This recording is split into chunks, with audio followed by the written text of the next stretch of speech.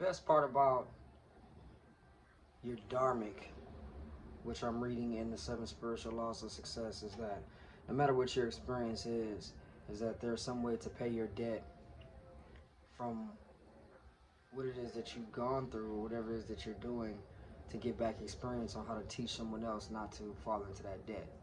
In other words, if you were to play football and somehow you end up breaking your leg, um, that has put you into a debt because you did not pay attention to different ways to prevent those injuries on yourself. So one way that you would pay your dharmic karma to the universe is by creating a tutorial, writing a book, doing a video, teaching others on how to prevent themselves from these injuries in the world. I thought that was interesting because most of my YouTube videos have been based on the problems that I've made or the inexperienced choices that I've made in my business with NSU. And it makes me feel happy to know that if anyone in the world were to pay attention to my YouTube channel, they would see that I've always asked for help and that I've always tried to remind someone what not to do. And I also believe that another thing that I've constantly done was I put aside my fear of asking for help in general. Um, I never had the thought that no one would ever answer my call, but I knew I needed to ask. And I think that the universe and other energies and individuals who believe in asking and speaking things into existence, that I've done that from the beginning of my career. So not only did I put confidence with um, asking, but I definitely made it known that I was very open about what it is that I wanted to achieve in this business and in my life in general. And I think that's great.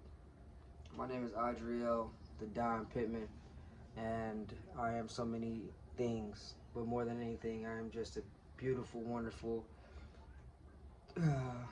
patient, and positive spiritual being enjoying my human experience, and I'm finding every single day to be something new and intriguing to learn and to do. I have made a point and a promise to myself to continue to learn as much as I possibly can and reject any and all negative thoughts as far as my learning capabilities, my financial abilities, and independence in general. I've been through a lot within these past couple of years, and finding myself to be codependent on other people and inconfident about my success in my business has been two of the things that I've battled the most. I'm also non-binary transgendered.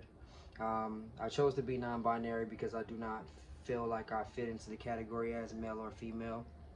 Um, I decided to go ahead and go with transitioning because I feel most comfortable looking in the mirror that way. Um, but I'm never uncomfortable. That's another thing. I love myself either way, so please don't take one video and put me in the category of other people. Accept the fact that they're people. I'm not judgmental. Today I choose not to judge, and I will remind myself not to be judgmental towards other or put anyone in a category because we are all spiritual beings enjoying the human experience. My life has put me in a position to believe that I need to catch up. And I believe that catching up means to understand that it's not just about doing things your way, but doing things a different way. So that's what I'm going to continue to do, is things in a different way that's going to allow me to grow. So now that I'm reading this book, I feel like I'm on a mission to make sure that I am and to make sure that I am applying those laws of spirituality. And I believe the first one is to apply the law of the first one is to apply the law of pure potentiality. The law of pure potentiality basically allows us to get time within ourselves and the things around us. And so the 7 laws of spirituality, spiritual success, reminds us to spend 30 minutes a day and 30 minutes in the evening to meditate and to get in tune with nature and the beautiful things around us. And immediately my spirit responded to that, saying, go outside, take a drive, take a walk. But not because for any reason but to do that.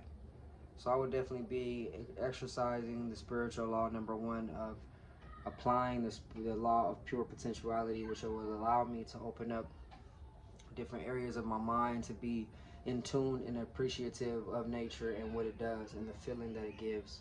To look at a leaf or look at a flower and think about its process to grow, how its smell and its aura seems to come out, what makes the smell, what makes it so pretty, etc., or just being still. I believe that those are some of the things that's included in that. If you give me a minute.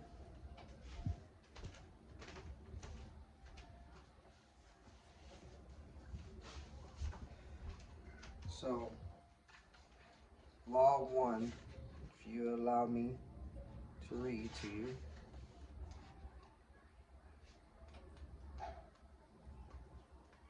will tell me exactly what it is that we're doing.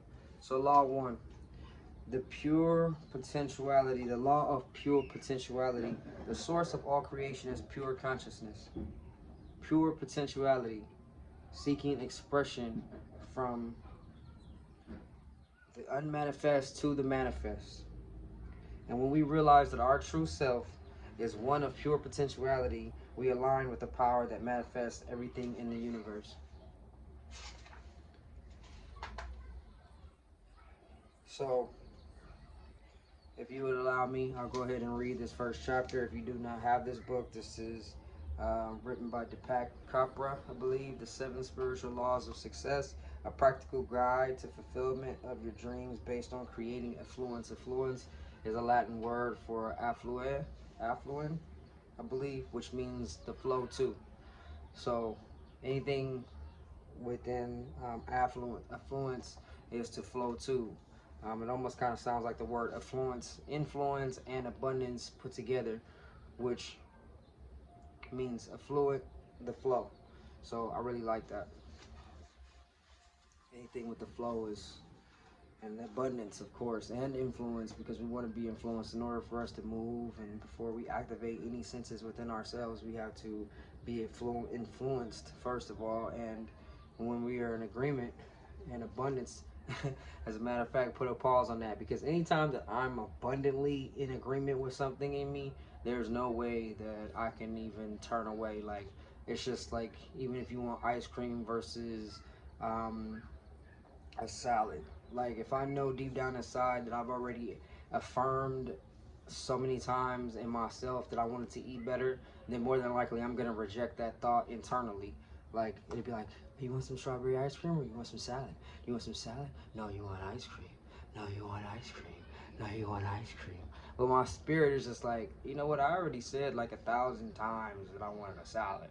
So like by the next time that the ice cream tries to slip up, my salad affirmation is just so strong where it's like, I already said I wanted a salad. And I think that that's kind of what the feeling of being abundantly in agreement with what you really want. If you know that enough, then you keep implementing that into yourself. And I think that that's what affirmations does. Affirmation kind of basically strengthens your subconscious mind and your subconscious spirit. And I think that that's the beautiful thing about affluence, because like I said, we need to have affluence, the flow to in the direction that we want, I believe. Kind of sounds like some shit that I just made up, but it makes sense to me, so I'm keeping it. All right, so it goes with let me see, the spiritual law of success. I'm not going to read this whole thing because it'll pretty much be like giving you a chapter, and you know it'd be no point in this video, and it's already 9 minutes. So the first spiritual law of success is the law of pure potentiality. The law is based on the fact that we are in our essential state, pure consciousness. Pure consciousness is pure potentiality. It is a field of all possibilities and infinite creativity. Pure consciousness is a spiritual essence. Being infinite and unbounded is also pure joy. Other attributes of consciousness are pure knowledge, infinite silence, perfect balance, invincibility, simplicity, and bliss. This is our essential nature. Our essential nature is one of pure potentiality. Now, as you go a little bit further after this first spiritual law, then you'll realize that that's exactly what I was telling you, that the first law is going to talk about taking that time to allow your mind to connect with other things that are going to allow your mind to open up. Matter of fact, here it is right here. The two laws to applying the pure, right here. Applying the law of pure potentiality. One, I will get in touch with the field of pure potentiality by taking time each day to be silent, to just be. I will sit alone in silent meditation at least twice a day for approximately 30 minutes in the morning and 30 minutes in the evening. Part two of applying the law of pure potentiality is that I will take time each day to commune with nature and to silently witness the intelligence with every living thing. I will sit silently and watch a sunset, or listen to the sound of the ocean or a stream, or simply smell the scent of a flower in the ecstasy of my own silence. And by the communing with nature, I will enjoy the life throb of ages, the field of pure potentiality and the unbounded creativity. And then last but not least, number three would be I will practice non-judgment. I will begin my day with the statement, today I shall judge nothing that occurs, and throughout the day I will remind myself not to judge. So that is law one of the seven spiritual laws of success. And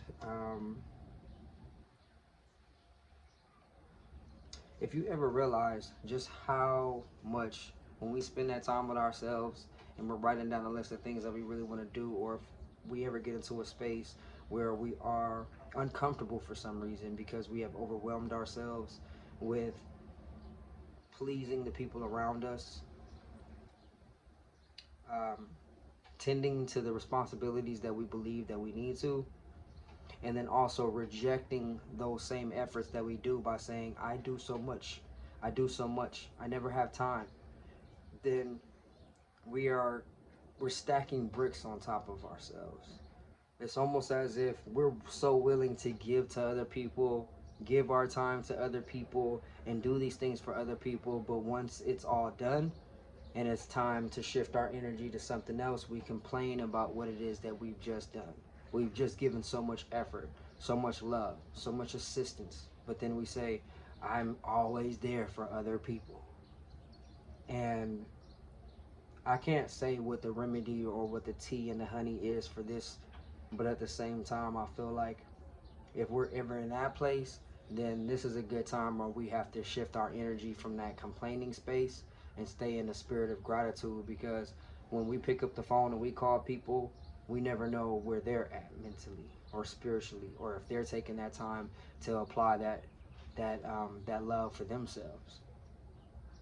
So it's necessary, I believe, that if we're going to continue to give ourselves to other people, that we have to give that time to ourselves, because no one deserves to be blamed or to have that energy on top of them to say, I'm always there for you, but I'm never there for myself.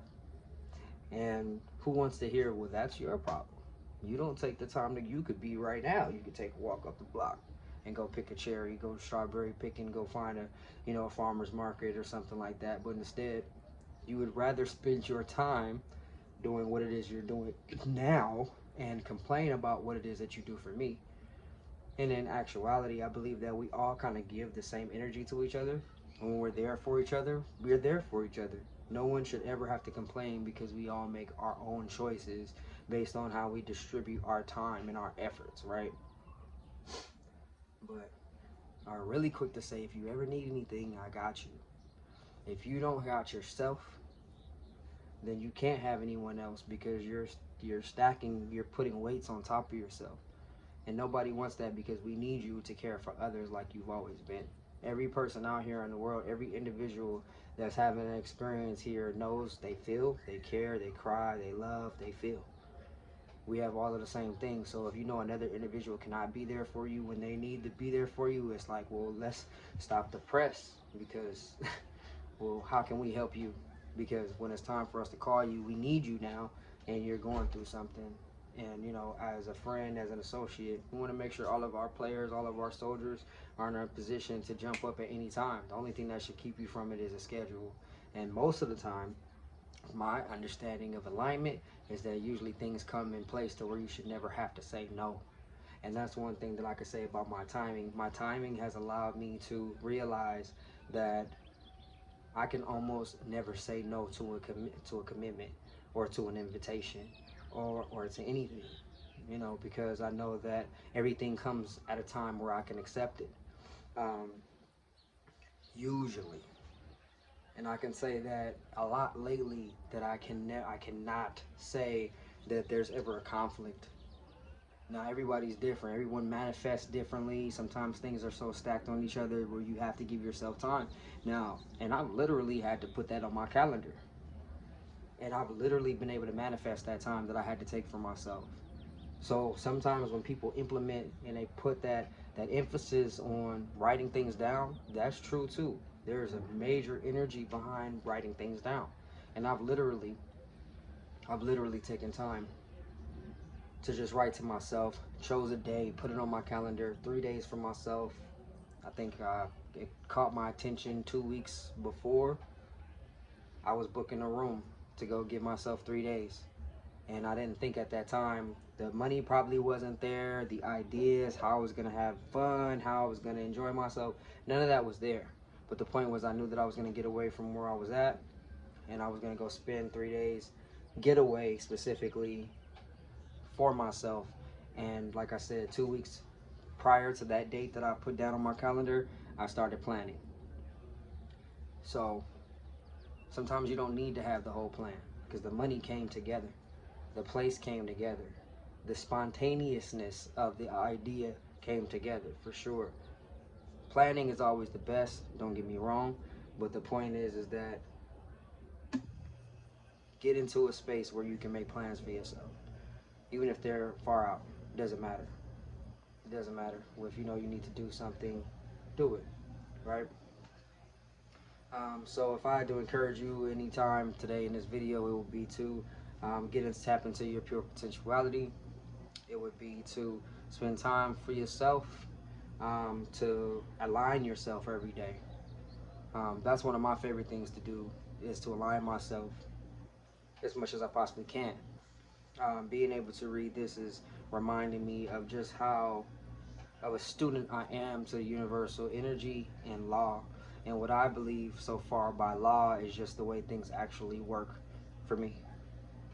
Being able to read these books from other experienced individuals are my study books. I'm in high school right now because I really believe that I do vibrate on a different frequency. I really do believe that I think on another level. I really do believe that these are my study books as to live and make it through life and my experiences and to get on different levels. And I'm just now starting school, but I feel very smart. I feel very knowledgeable.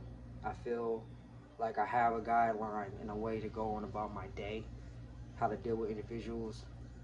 Um, I already see different ideas on how to better use my money, because everything listed in things like this, spiritual laws of success, has nothing to do with money except to give, which is going to be the next law that's given for step 2.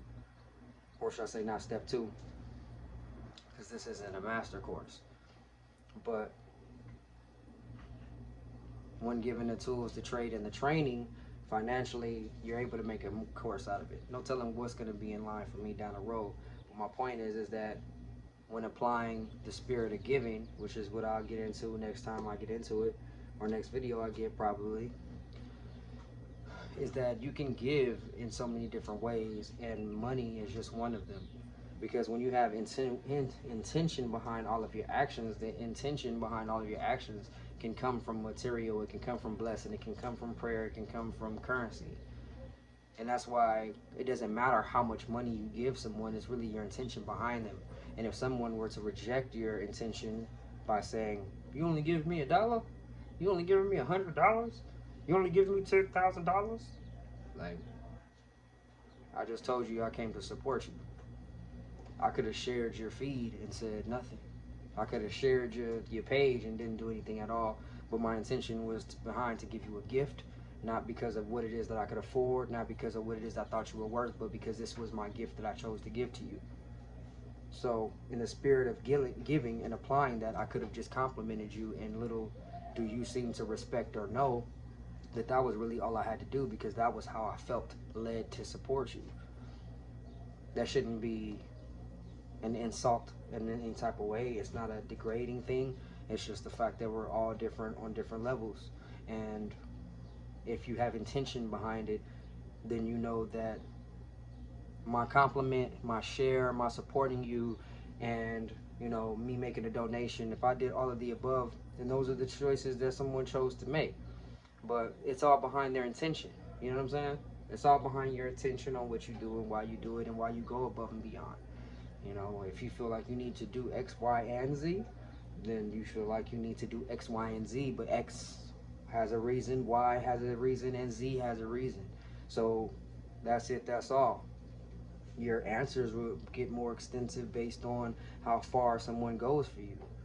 You know, just like a person who makes a one-time donation versus a monthly donation, they want to continue to see that you guys are supported, or whatever the case may be. Yeah, I myself don't want to get so far into just the donating aspect as far as ongoing. I think that I like to intensify my support and my participation in someone else's doing of things. I think that when it comes to making a donation, actually volunteering, actually promoting, actually being a part, I think that that my intentions behind that are always the same, because I want to see the success of it, because I want to be a moving leg in it. I want to be able to stand on my shoulders, because I want to see more people a part of it. Each and every single action that you do for someone or something or a group of people, is going to make a difference based on your intention behind your giving and how you apply it. But that will be on the next one. I just wanted to introduce to you my study log of the Spiritual Seven Laws. My business coach for NSU is probably going to want me to be more careful of how I put out my videos. And I was thinking that I will probably start a next second page. But I think that at the end of the day, the titles of the video may make a difference, and hopefully as I organize my page, that I just tend to grab more natural followers, and fellow students, my fellow students in high school and life school, into what I'm doing. Please like, comment, share. YouTube and me are not going nowhere. We are definitely in a relationship that has to grow. Um, and I'm taking this time to actually um, spend more time with me. I'm getting in a relationship with myself these days, and YouTube will probably be my little side piece that I tell everything to and spend my spare time with when me and myself are not cooped up, getting to know each other better. Anyway, I got to get back to school, so I wanted to share that with you guys, and continue doing you. Whatever it is that you do, go ahead and do you. I mean that because that's what you do best, but I hope you do better. All right, I mean that. Peace.